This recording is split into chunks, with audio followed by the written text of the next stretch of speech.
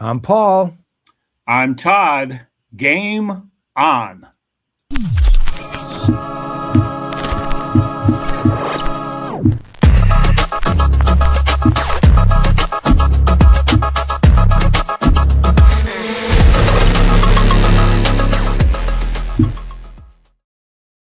Well, that worked. It's pretty tight for 2026. First episode back after a little break. Worked out our kinks. Exactly. Well-oiled machine. How you doing, Paul? I'm actually really good. We got, like everybody else, we got hit with about 8 inches of snow, something like that. Snow and ice. So actually, we're kind of still, our driveway isn't shoveled yet. So, well, there was no point in it until it stopped, and now it's frozen over. So basically, I'm homebound for a while. You got a few toys with your home automation and computer gaming system. You could probably hibernate pretty good. Yeah, maybe I think I probably have enough leftover parts to build another gaming PC in the house. I've got a 1600 watt power source sitting there. Nice. Right, maybe I'll do. You know what? Maybe it's literally been sitting there for a year and a half, and it's a good one from Be Quiet. So maybe what we could do. Maybe we'll do it as a giveaway on our show sometime. I like it. I like it. Well, with the worst of the stuff did not hit us in Metro Atlanta land, so it's cold here, but no precipitation. Pretty safe outside the streets of Buckhead around where we are. So far so good, and good time to stay indoors and talk about video games and business. And speaking of which, it was funny. I was thinking about this a couple of days ago because you and I've talked about a lot of different subjects over time, including aside from individual games, we've talked about the applications of B2B and everything else that the gaming business model actually has. But the one thing I don't think we have talked about, and anyone I know knows it, it's you, is the state of the actual gaming industry. I personally don't really have a sense of it, so I would love to hear something about that. Cool. Yeah, well, and we got a guest coming on later, but let's dive in since we're wrapping up a year and going into another one. And I would say, like the rest of the entertainment business, there are definitely some disruptive forces that are affecting the game business. It continues to be the largest entertainment industry, like we've talked about, bigger than film and music combined. But the way games are made is changing, and consumer preference around how they like to play games and what type of games are changing and how they're monetized are changing. So, specifically when COVID and the pandemic hit, it was a huge increase for gaming, records for most game publishers, records for streaming content. And then there was a bit of a post-COVID correction, if you will. But the good news is gaming continues to grow. So a lot of the analysts thought that 2025, at least in the US, was going to be a down year, potentially. It was a slight up year. It was about 1% growth, about $60 billion revenue for the U.S. games market. Again, ballpark of $300 billion globally. So that, I would say, was a little bit of a positive surprise, for the U.S. market. And some of the general trends, though, are emerging markets. So outside the U.S., other regions now are creating more games and they're consuming more games. So a lot of growth in these emerging markets. Southeast Asia has been a beast for a while. China's been a beast for a while, but now India, Latin America, and MENA, the Middle East, all really growing quickly, specifically mobile platforms growing super quickly. Two other quick trends to hit, then maybe if you have any other questions, we can dive in. But two other big areas are the way games are made. AI is impacting it, and other automations are letting smaller teams do more. And we could probably do a whole future episode on that. I'm sure we will. And then and then how consumers are buying and consuming games. You love yourself some Diablo 4, and you Yep. probably are now in, I don't know, how many hours you have? Oh, I can tell you exactly. 1278.4. There you go. That's a lot of time in the same video game. And so in general, I would say consumer preferences are, they call them these black hole games, these forever games: Fortnite, Roblox, Minecraft.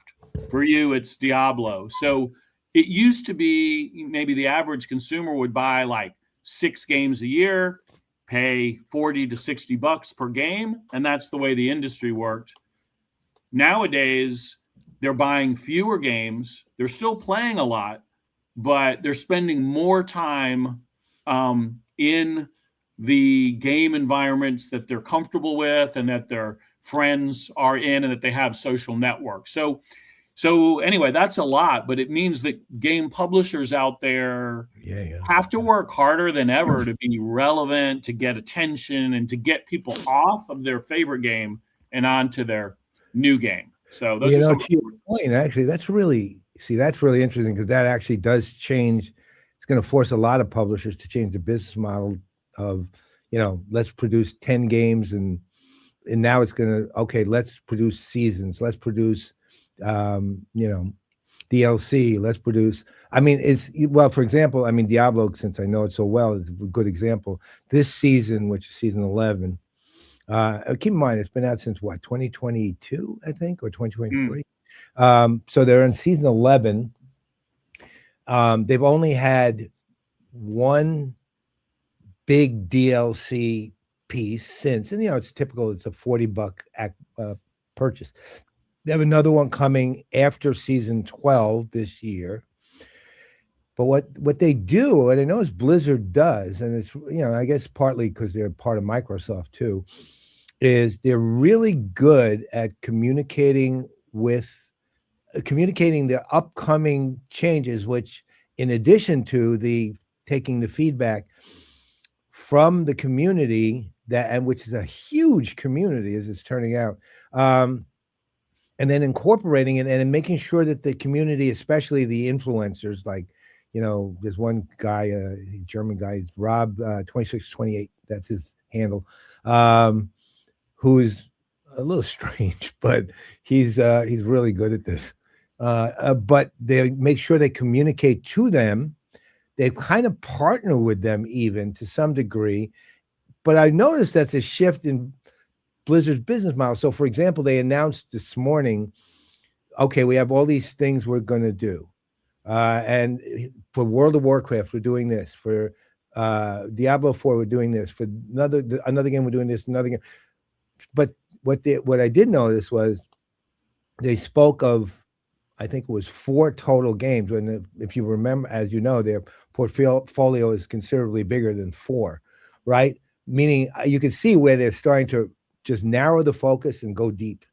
Yeah, I think that's right. I think if you're a bigger publisher, you picked on a lot of themes there. One, the larger publishers are kind of doubling down on the IP and the franchises that they know work. It's a little bit less risk taking. And then 2, definitely working in a more transparent process with the community, and just trying to, it used to be the developers would go up in their ivory tower and, spit something out, and you're like, oh, that's from Blizzard, and everyone would play it based on their reputation. And there's just a lot more choices. So the developers are being more deliberate with their franchises, and they are working with the community to really bring them along for the ride, encourage that positive sentiment, share things in advance to get the public appetite out.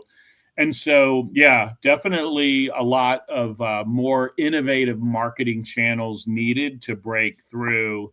And I guess what's exciting for the industry is I do think that leaves a bit of an opportunity for independent developers, because you can make a game with fewer resources. The tools, the technology keep getting better. And if the big guys are going to double down on the big franchises, that leaves a little room for an independent to not spend as much money, put something out. Maybe it's a little less polished and, less AAA production value, but I think consumers, particularly younger consumers, if it's a good game, they don't care that much about that stuff. A good game, working with the community can break through in an exciting way. So I kind of got sort of an observation with a question and then a question on its own. So the observation first is look, I mean, one of the things I have noticed is that there are a number of very long-standing games who, if I'm being, brutally honest about them, they're reaching end of life.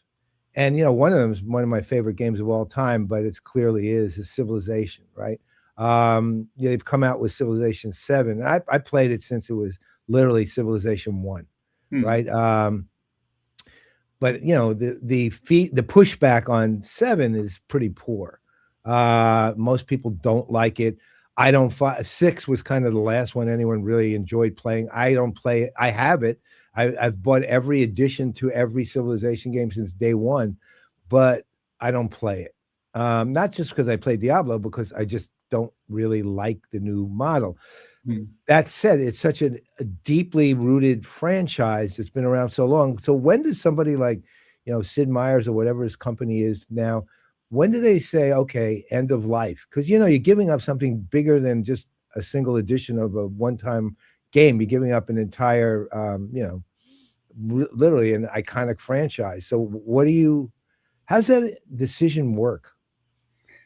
That's a good question, Paul. I think not only games, but like genres go through ebbs and flows, right? The first-person shooter genre, ever since it was invented, Duke Nukem and Doom and all these Quake, all these great games, it continues to grow. Honestly, there's a lot of winners in that category, but that kind of the real-time strategy and strategy genre, maybe not quite as many winners, maybe not quite as popular generally as a genre. So I don't know.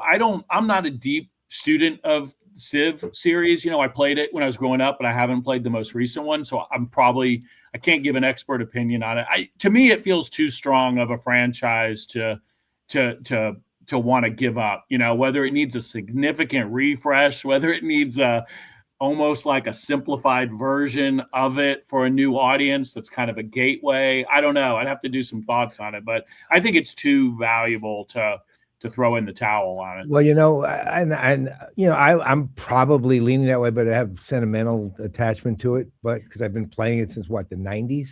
Yeah. And now I'm 76, so think about it. I played it for 30 some odd years since I was in my 40s. So, but here's the other side to it. I mean, on the B2B side of the universe, which of course I reside in, there are like, I'll give you an example. So if you've probably followed Salesforce at all, one of the things you always notice about Salesforce, or recently noticed about Salesforce, is they're all in on Agent Force and all in on AI, and like all in to the point where at one point, Benioff laid off, I don't know, was it 4,000 people or something like that? Or I shouldn't say Benioff, Salesforce laid off 4,000 people, saying we can, do this with AI.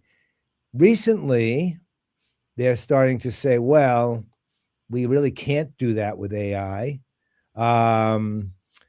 We kind of overstepped here. And at the same time, that AI isn't really because Salesforce, basically, they were going to almost effectively change their company from a CRM-ish company to an AI company. But now they're kind of backing away a bit because, core operational stuff is still core operational stuff. So what's happened is they attempted a dramatic shift in the company, but it didn't work. Right. On the other hand, nobody's saying, okay, Salesforce, fold your tent, right? Fold your, their $38 billion tent. That's a pretty pricey tent. It's kind of like that. It's like you try, companies try big things and they hurt when they fail at them. And Salesforce, was hurt by that. We can chat with them they'll be at IRL 2026. So we'll talk to them there. They have some of the best people at the company coming, including their chief market strategy officer who'll be there, John Tashik, who's one of the most wonderful people I know, actually.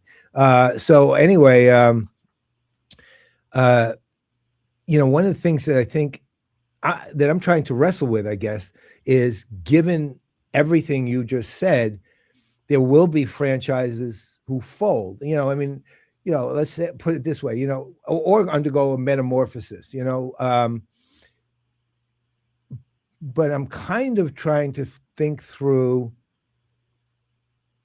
how you place a bet on that in a certain way. I mean, I get the fact that Civilization's not one of the likely ones to fold, and because also Sid Meier's is such an insanely deep institution himself, but I'm trying. The gaming industry is going to your point, is undergoing massive changes, and actually that leads also to my second question too, which was, is there anybody who successfully, and this sounds really weird to me even saying it, is there anybody who successfully has vibe coded a game, meaning they've actually had a successful vibe coded game?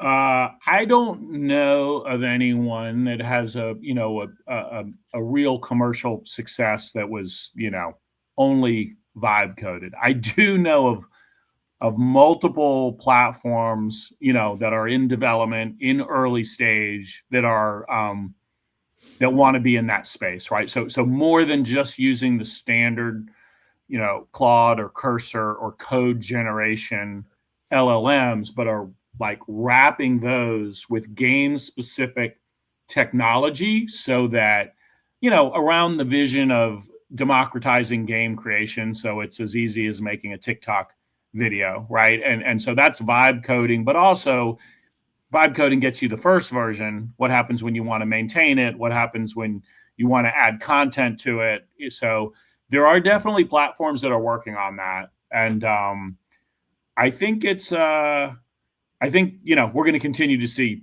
obviously, things trend in that. It will continue to be easier and easier to make a game, and it will continue to be harder and harder to get attention and marketing and relevancy for that game. When we were growing up, it was really freaking hard to make a game. You worked really hard to make a tiny little dot on the screen and two paddles moving, and you had to write machine code, and it barely fit in memory, right? Everything got more graphics. Everything generally has gotten easier, more tools, more reusable engines, but people still have a limited amount of leisure time, and more games out there. That's not gonna change it. Well, there's actually transferable lessons on that thing. I'm in both directions. I'll tell you, one of the things that we've seen it's almost a trope in the B2B world has been, and it goes to the get the attention of kind of story, the marketing side, was you'll have to separate your signal from the noise. And the answer to that is no, that's actually not the case. I mean, yes, you do, of course, but that's not hard. What's hard is separating signal from signal, meaning there's a lot of very good things that are, out there that compete directly with you or even for attention, but they're good. It's not their crap, which is what noise is. Noise is just separate yourself from all the crap out there. But the reality is you're separating signal from signal, which is much harder. But I feel you. That is directly relevant. Again, Netflix said famously a couple years ago, we compete more with Fortnite than we do with HBO, right? Because all these things that are competing for your leisure time, as it all gets more accessible to us, like you said, you're not competing against crap. You're competing against really good other stuff. Okay, well, actually brings up another question, before we get to our guest, but you mentioned Netflix a couple of years ago. We're mostly competing with Fortnite, so I guess they decided, well, if you can't beat them, join them, because all of a sudden Netflix has games, right? Could you talk about that a little bit? I frankly think nobody's going to really, at least maybe this is just me personally, but there's no way I would play a game on Netflix just because if I'm going to go to Netflix, I'm going to watch a movie or I'm going to watch a series of some kind, I'm not playing a game on it because of everything that's implied in that, including the games themselves. I'm sure I'm not that interested in, but beyond that, the lag time, we're talking about all kinds of issues with that. I mean, gaming platforms are optimized for games, right? They're not optimized for TV platforms, are not optimized for games. So yeah. Well, so again, I think a lot's in there. So every different hardware platform, the display, the user input, the controls, that informs what is a good game on there, right? Like you design for mobile, different than mouse and keyboard, where you have different controls, right? Versus touch. So the TV is a very different experience, and a remote, that's a remote control for your TV is a different experience. So, I will say that I like that Netflix is gaming curious. I like that they're trying to bring some of those properties for games. They've had a couple missteps, but I've played. You should try it. The type of games that they are bringing out now. Did you ever? You might have missed the phenomenon of the "You Don't Know Jack" games. Have those? Does that mean anything to you? No. There's a pretty popular series of party games. They're not really your Diablo, hardcore games. They're like almost like Boggle or Trivia Pursuit, or like they're party games. You play around the TV. You can play them on the Xbox and Steam, and they're pretty well done. You Don't Know Jack games. And a lot of what Netflix is doing is similar. You're gathered around the TV anyway. You binge watch Stranger Things. Now you're just sitting there, and there's this kind of party game experience that are short play sessions. Everyone uses their phone and then has a shared experience on the TV, which is how the You Don't Know Jack games work. So we're all, again, playing like the word game Boggle up there, and we're all using our controls. And a lot of them are pretty well done. So, we'll see what they continue to do and if they stick with that style or go in a different direction. But I think if nothing else, they're very good at gathering data and data preferences. They reverse engineer their shows based on what they see works. They're like, oh, you know what? Like there's an appetite for a political thriller with a little sex built in there. Like, here we go, House of Cards. There you go. Like they reverse engineer that. And I think if nothing else, they're collecting some audience data that whether it informs future games or other shows, is probably helpful to them. So, were you a House of Cards fan? I only watched the first few seasons. It was a while ago. I liked it pretty well.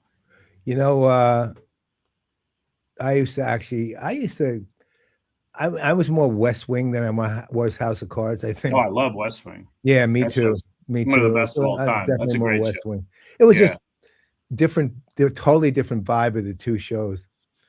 One was dark. West Wing was optimistic. House of Cards that's more my vibe. House of Cards was dark. Straight out, it was like virtual. It was like almost House of Cards means everything is evil. When I stopped watching House of Cards? The opening scene. Yeah, I remember. I know exactly what you're talking about. Yeah. The minute you kill a dog, I'm out. You were out. That's funny. I had a similar moment in Breaking Bad. I kept with it, but I was like, all right, you just went one step too far. I flipped the bid on you. I don't care for you as a protagonist. I'm going to keep watching because it's a pretty well-made show, but you lost my you kill an animal off, I am done with you. I don't care what show you are. Right? I mean, unless, no, actually, there's no unless. Right? It could literally be, I'm almost sympathetic to the dinosaurs in Jurassic Park. Right? So it's a bright line. It's a bright line for you. That's what I'm saying. Even CGI animals, man, forget it.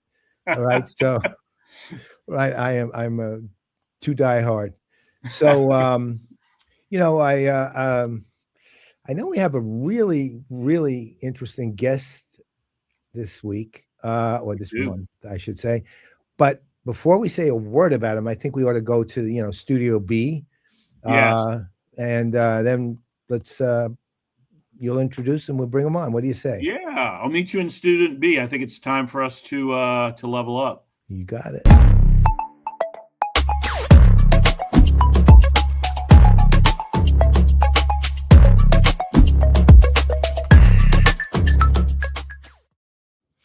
that was quick. It was quick. Managed to beat the snow and get over there just in time. Yeah, it's warmer here in Studio B. Thank goodness. So why don't you tell us something about our guest? I mean, I know what I read, and I'm amazed. Mr. Regnault. Yeah. So I've known this gentleman for a bit. He's from these parts here in Atlanta, and I'll let him tell his story because he does it very well. But I think people are going to learn from him related to his personal journey as an entrepreneur in life. He has a cool product offering that touches on gaming. It touches on business. It touches on education. So let's bring up Regnault. Hi, Paul, Hey, Todd. Thanks for pleasure, man. having me. Good to have you. Good to have you. Looking good. Absolutely. Thanks a lot. Looking warm too. Yeah, got to stay warm. It's frigid out here in these Atlanta Wait, streets you're in right Atlanta now. though, right? You're in the same area, right? Yep. What's frigid to you? Like, what's the temperature that's frigid? To me, frigid takes place anything 20 and below. Okay, you're definitely in Atlanta then. Yeah, for sure. I lived in Chicago for 22 years, so 20 or below is like, go out shirtless. Right. You take it on. You're a different type of animal. No, I don't think so. This is why we moved to Atlanta, Paul. But we don't put up with anything below 20. That's not real life. Right. Well, we're getting temperatures right now. It's I woke up, it was 4, and tonight we have temperatures down to -8. I'm sure you're enjoying yourself. I don't go out. What do I care? I told you I'm 76, man. So it's like, sit tight. That's all. Sit tight and play Diablo 4 for a couple hours. Sounds good. Exactly. Well, good to see you again. And yeah, share with the folks your journey into this world of gaming and what you got going on with Schoolconomy. Certainly. So essentially, I know we've all heard the saying, you have a job, it's called school. So while I was in school, I ended up with a part-time job. And while working, I would always think back to that saying. Now, school is work considering we do a ton of work, but it's not work because we never got paid for it. So from there, that essentially spawned the idea for Schoolconomy. We launched in January of 23, and Schoolconomy allows students to upload their grades to earn points and use those points to redeem rewards. And we decided on essentially tackling the gaming market just because that is the scalable reward that could serve students wherever they are for us. And we have ubiquity throughout the U.S. We've been picked up by Fox 5 News. They helped us tell our story. And since then, we've been able to impact thousands of students and want to continue to do that at scale. Wow. So can you fill me in a little bit on how that exactly? I mean, I know you said upload the grades, they get points, and then they can redeem the points. But how did you determine the scaling of that? What they get for what? How do you even go? Do you go to the school and say, hey, we have the program? Do you allow the individual students to sign up? I mean, how does this work? Yeah, so for us, it was all about approaching it from proven, better, new.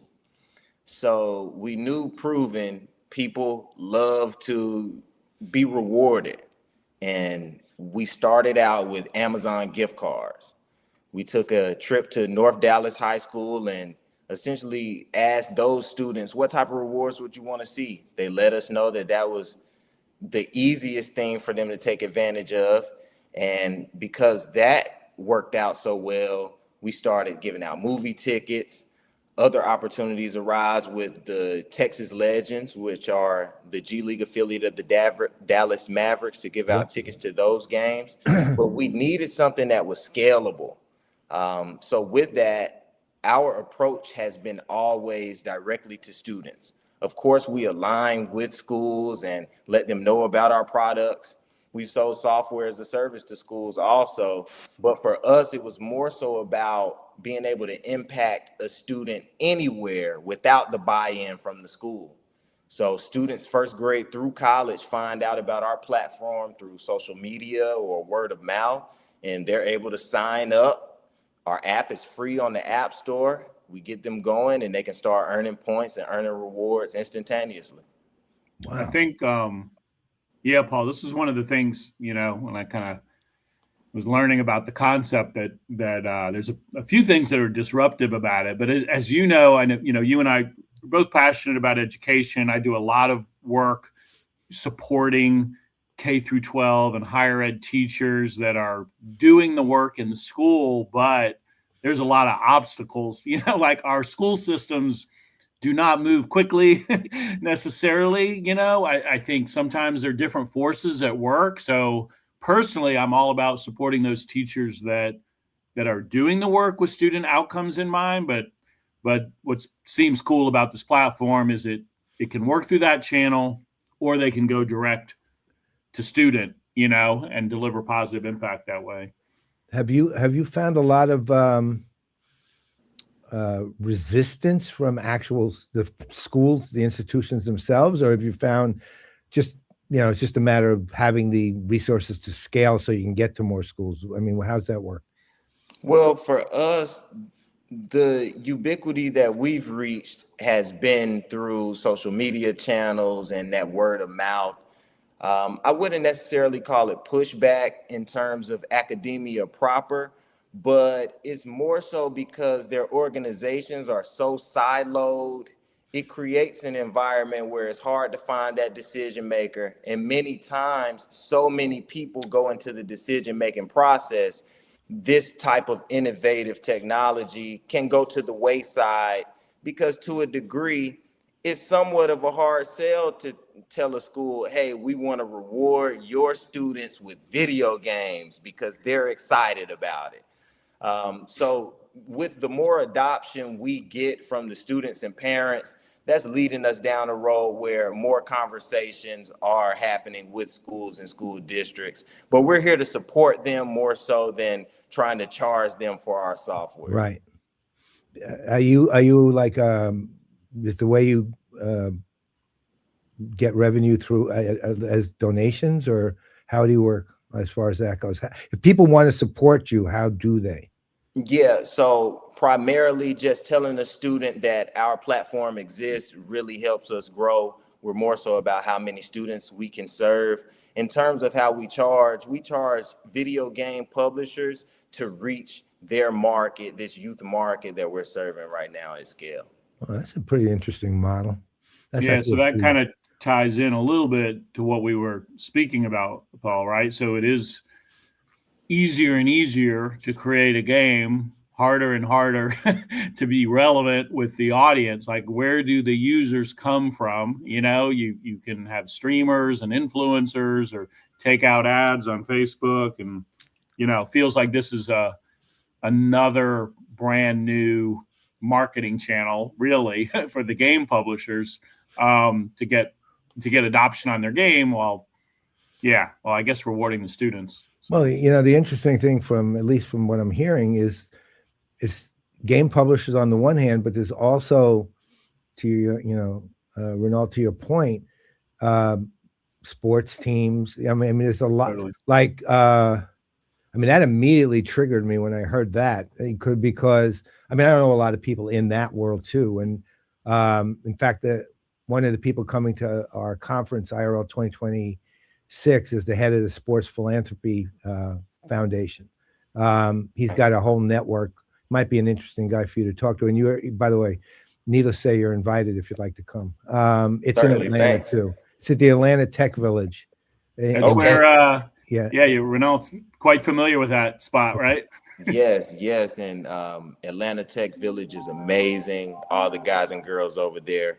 We actually took part of their It Takes a Village program in 2025, where we were able to come out and engage with other founders and investors and really learn and grow our companies. So really familiar with Atlanta Tech Village, and they hold a place in my heart forever.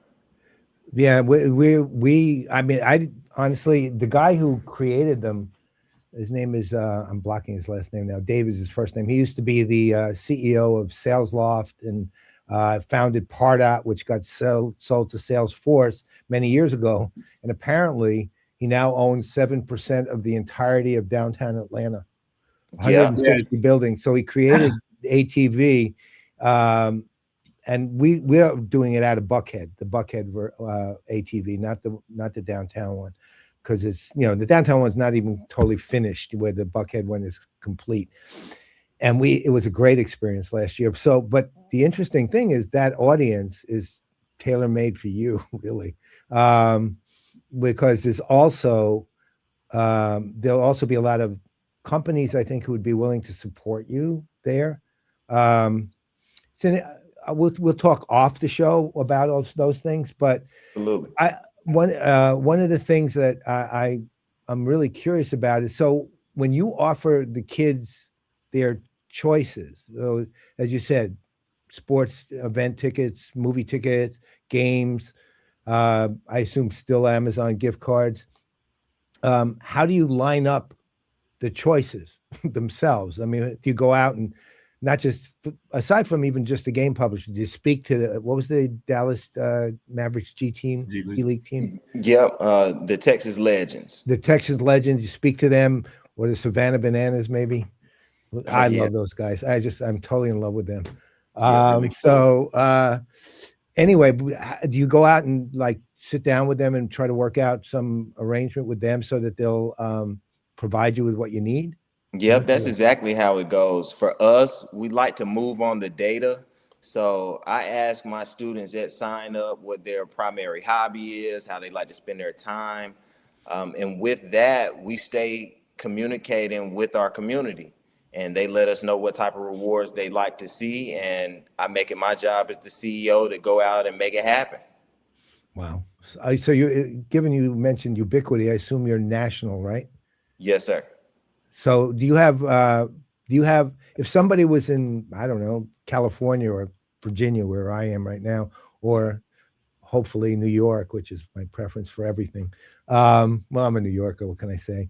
Okay. So do you have people would get a hold of, or how's it going to work if they're in other locales outside? Yeah, so I'm an around the clock guy. Any time zone, I can make the call happen. And at this point, I can also travel to you. So we love to be front and center with our conversations also. Okay. And speaking of New York, we do have a presence in New York. Queens has been amazing to us, the Queens Chamber of Commerce and Queens College. So love New York. Thank you. Glad to hear it. Yes, sir. Definitely makes me love you right back. Believe me. Yes, sir. It's immediate. How's the entrepreneur's journey been for you over the past year? I know you got the positive hustle and work ethic, but how do you but there's always ups and downs, as an entrepreneur. So how's it going? How you keeping focused on the prize? Yeah, so I love the roller coaster of entrepreneurship. Last year was momentous for us. So happy to have met you and brought you on as an advisor to our team. So that was the highlight of last year for sure. And really just staying aggressive and staying consistent. It's all about getting those no's, and how fast can we get those no's? So that's what we're really about, swinging the bat. And essentially, we'll get some home runs out of that. I love it. Are you a Braves fan? Oh, yeah. We're all about the Bravos here. Yeah. All about the Bravos. I'm Yankees, so. Okay. Well, see, that's one of the things that fascinates me, though, is you said you have a very strong focus on the data itself. So you're gathering up. Okay, well, let me ask you this, because being an entrepreneur, you also know that data can be deceiving too, right? I mean, and you need a certain, a certain scale of data to be confident that you've got something here, as opposed, the extreme being obviously you have 3 data points. That's not going to help you a whole lot. But if you have 3 million, that's going to help you quite a bit, Right. potentially. So when do you start making decisions based on the data that you receive? Like, for example, okay, I'm finding that they like this genre of gaming, or I'm finding that there's a to your point, to your using your word, a node in Queens, right? That actually looks like it has a lot of potential to work there. How do you both, when do you decide, okay, this is pretty much as definitive as I need it to be, and and then you decide, okay, based on this, I'm willing to allocate these resources here. What kind of scale do you have to actually have to do that? Because that's not an easy decision, especially unless you have unlimited resources, it's a harder decision. Right. So for us, I believe it's about tracking that data as early as possible. And with that, a startup is all about growth and all about making the test. So for me, we'll never have the full set of data to know definitively, hey, this is absolutely right, because then it wouldn't be business. It's a gamble to a degree all the time. So for me, it's about being comfortable enough and self-aware enough to go ahead and make the decision, and that'll determine how fast we know if we were right or wrong. Right. Love Pretty it. smart. Talk a little bit about, because you mentioned kind of the core feature of earning for learning, that's grades based, but I think seems like based on data, based on serving students, your student first mindset, you're adding other like modules or content to the apps, more than just earn for your grade, for your report card, right? Right. So maybe just talk a little bit about how you're seeing that space, what you've done, what people are finding value in, or maybe something that didn't work so well. So Certainly. So up to this point, we've had about 160,000 grades uploaded. So to a degree, I started seeing that our engagement was going down. And when I looked into it, it clicked. People are running out of grades to upload because you have a finite amount of grades throughout the school year. Yep. So we decided to roll out a test and see if students would like engaging in quizzes around topics that they didn't have an opportunity to learn much about in the classroom. So we started launching modules on social and emotional learning, mental health and wellness, different topics that would be beneficial to a student's overall development as a human, for lifelong learning. And with that, we started seeing the engagement rise there. We launched about 25 quizzes around social and emotional learning and mental health and wellness. So they've been able to engage in those topics and really learn a lot from those also. So that's another gateway that they can earn points and engage.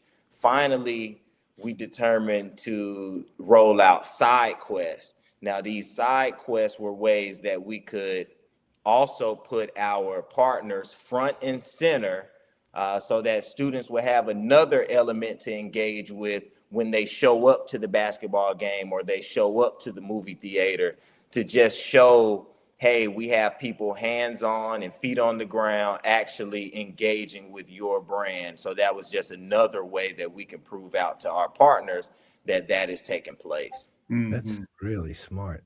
Let me ask you, this is, I'm curious about the grades actually to some degree. I mean, this will also tell me a little bit about how you guys work, I think, which is when a student uploads the grades, you just say, okay, those are your grades, or do they have to validate them in some way? Or, I mean, they could say anything they want, obviously, so how do you handle that? Right. So for us, we're primarily getting digital screenshots and digital uploads more so than that paper assignment. We saw early on that the paper assignments were just too wide of an array of formats for us to deal with.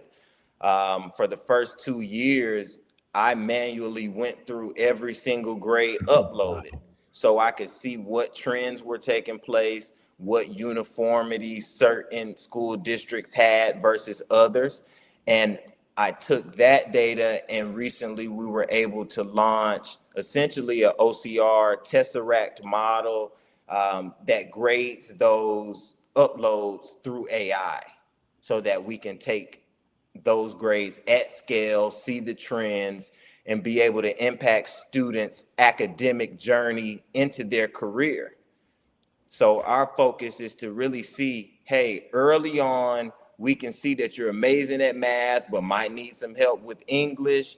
Can we start to impact your journey earlier so that you aren't behind in those subjects as you continue to age out of middle school, age out of high school? So do you have a network of people who will, in effect, be tutors, or how's that work? So for us, we are more so a liaison that points you in the right direction of that help. One of the partnerships we're working on now with Securing Degrees, they help students essentially fund their college by connecting them with scholarship opportunities. So just being able to take students, find out what they're good at, what their interests are, and then be able to funnel them into scholarship opportunities that aligned with that psychographic. That's fantastic. So we hope to do that more often with different types of brands. Also, one of our partners, Click Math Learning, they help students in elementary and middle school reach math mastery. So with that, with any student who puts their favorite subject as anything other than math, will put them into their coursework with Click Math Learning so that they can start their journey towards math mastery. Wow, that is exceptional. So okay, so let's look forward. I don't know, 5 years into the future, roughly. What do you hope? Where do you hope to be at that point? At that point, I see Schoolconomy being the premier place for students to earn rewards for their good grades, for them to be able to fund their futures, and also an innovative place for companies to reach that youth market. So, and that would be primarily, I presume. I mean, the students are real people, but there would be a digital presence for the most part, right? Yes, that's the objective, so that we can reach anyone, anywhere. Well, right now, you're the thing that's coming pretty clear from everything I'm hearing from you is that you're kind of broadening your scale quite a bit. Really, you've gone from, let's say, here to here, and somewhat to here. Somewhat, well, to here, but you're really going this way. It could be you're adding different types of institutions that you're associating with. There, each of them has a highly specific purpose, that you've outlined once, so that you can approach them, and so on and so forth.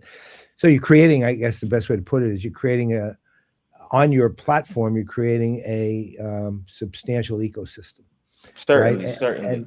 And honestly, one of the things I did for 20 plus years is I'm in, my world has been B2B. I was in politics before all of that, but definitely on the left side of it too.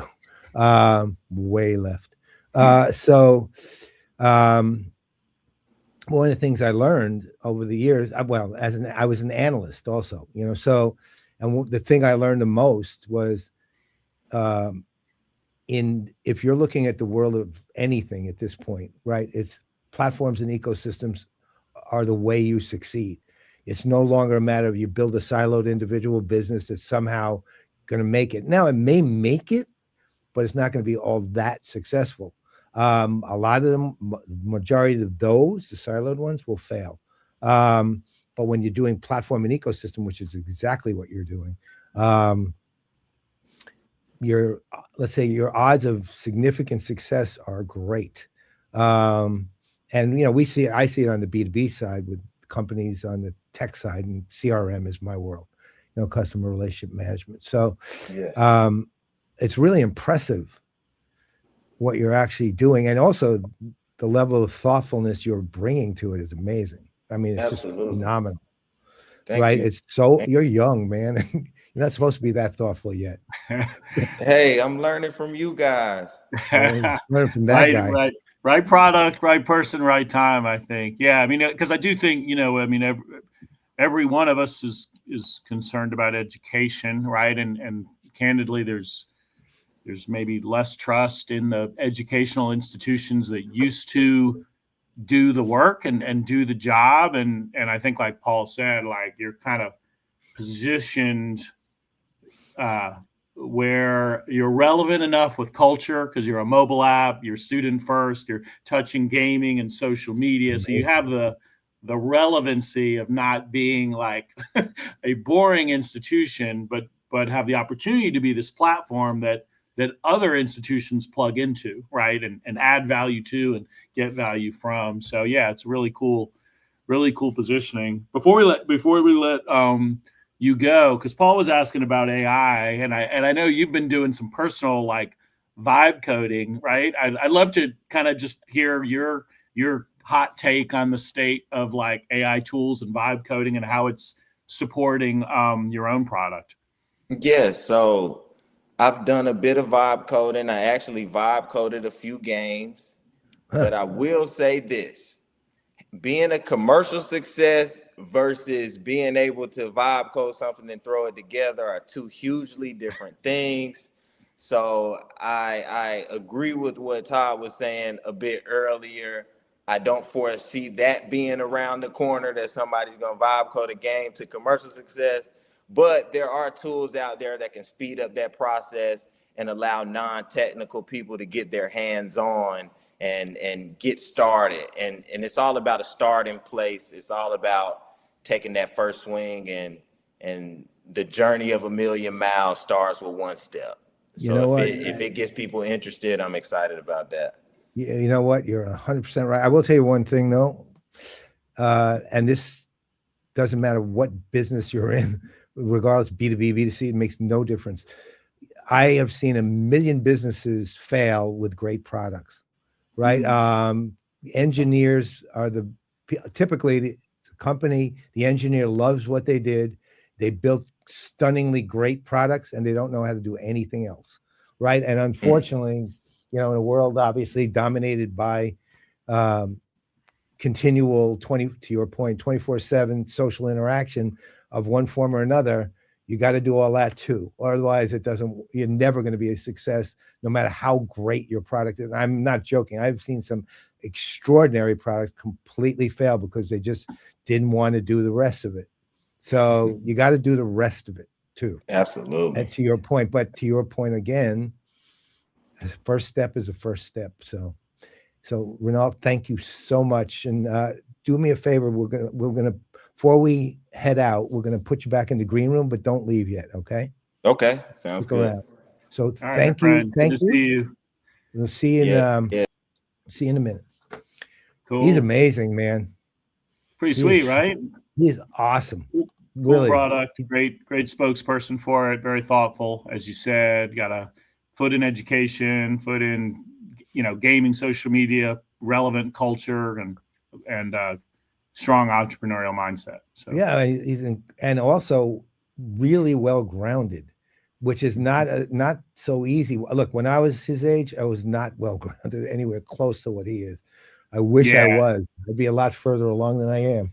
Yeah, no, I think people, some people like the glam of entrepreneurship and the IG private jets is like that's not real life. Like you just got to put in work. You got to be passionate about building something that creates a ton of value, and that's got to be the North Star. Do good for the world, man. Exactly, that's what he's 100%. doing. Well, okay, so I guess next month we will be on the 24th, right? February 24th for our next show. That's right. Yeah. That's right. And then final Tuesday of the month, right? Then we have a little bit of a surprise, we hope, for March. Instead of doing our March 20 whatever show it would be, on March 11th, which is day one of IRL 2026, we will do a live show, studio audience, so to speak, at your actual site. I don't know what to I call love it. it. It's an office, it's a venue, it's a site. Yeah, it's studio and gaming studio. campus. You know, it's There we Studio go. The C. studio- We we'll do visited it at A and the B studio. today, but we'll just down the road from Atlanta Tech Village, where you're going to host your conference. We'll do IRL hugs. You know, bring on some guests, some familiar faces, It's gonna be some new cool, faces. and it's a very right brain conference. So I guess with that, we will see you February 24th, and I will talk to you, I know, before that, and I will definitely see you on March 11th. So you're ready to head out? Yeah, I think we're ready. All righty, here we go.